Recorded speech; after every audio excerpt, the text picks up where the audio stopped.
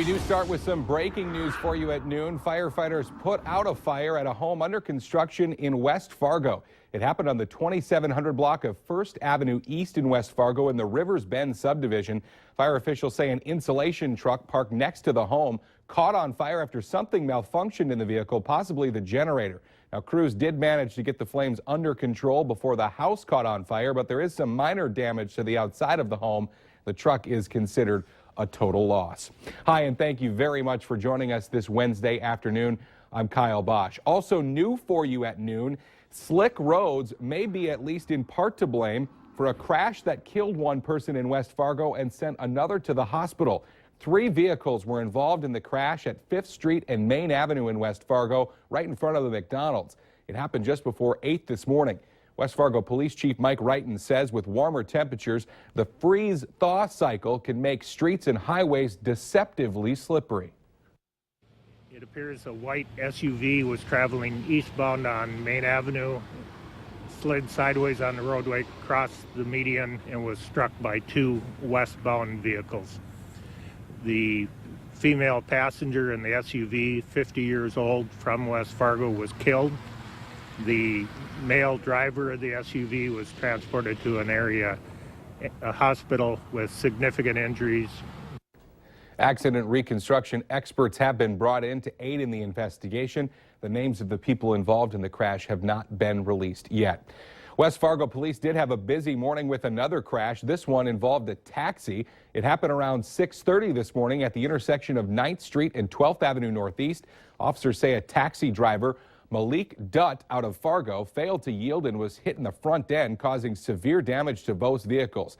Dutt wasn't hurt, but the people in the other vehicle, Scott and Christine Wegner, were not wearing their seatbelts, and both had to be taken to the hospital with possible head and neck injuries. Again, the weather playing a possible factor in those crashes this morning. It also might play a factor in melting some of the snow we had, but there is a little bit more of it on the way first.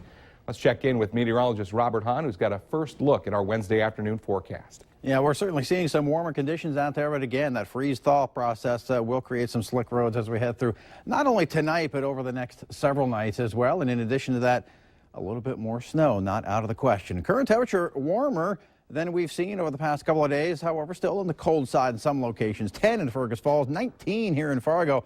23 degrees over in Jamestown. You factor in those winds, relatively light, 5 to 10 miles per hour. We're seeing some wind chills as cold as 0 in Thief River Falls, 10 here in Fargo, and 13 in Jamestown. On the radar, yeah, we've got a touch of light snow up towards the north, and the radar indicating perhaps a little bit of mix in there, and that might be a little bit of sleet mixing in from time to time. But most of this will fall in the form of snow. Most of it will fall in the northern third of the valley. That may clip the southern valley later on today in the form of a few flurries and snow showers, but most of that will stay north. Not a whole lot of accumulations, but could be enough to create some slick spots, maybe up to a half an inch, isolated amounts up to an inch of snow. Tomorrow, quiet, 30 degrees, even warmer as we head through Friday and Saturday. We'll show you how warm here in just a little bit. All right, Robert, thank you very much. One man is dead following an officer-involved shooting in a parking lot near Regions Hospital in St. Paul. It happened just a little after 2 this morning at the Valley Apartments. Police say dispatchers got a 911 call from a woman who told them that a man was sending her threatening text messages from outside her apartment building. She also said that the man might have a gun. When officers arrived and approached the man, shots were fired, and he was struck at least once. Now, the officers were not hurt. Both have been placed on paid administrative leave. That is standard procedure after an officer-involved shooting. Police in the Twin Cities also arrested a man this morning after a nearly 12-hour standoff that had an entire neighborhood on lockdown. Police were called to a house in Cottage Grove just after 6 last night after a man told police that his stepson had threatened him with a rifle. Officers say that the man pointed a shotgun at police and at one point actually shot the communication device that police were using for negotiations. Now, the SWAT team moved in just before 6 this morning and were able to arrest the man. He is now facing a variety of charges. Moorhead police arrested a man earlier this morning on an outstanding warrant after responding to a stolen vehicle report that turned out to be false. 41-year-old Sean Olson reported a vehicle stolen to Moorhead police, but when officers arrived, they discovered Olson was the driver of that vehicle.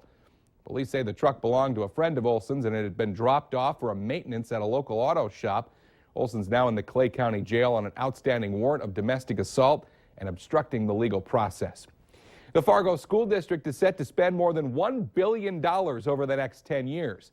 But a consulting firm says not enough is going to fix wear and tear on buildings and classrooms.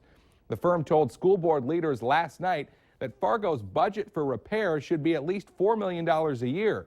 On average, the district plans to only spend about 75% of that.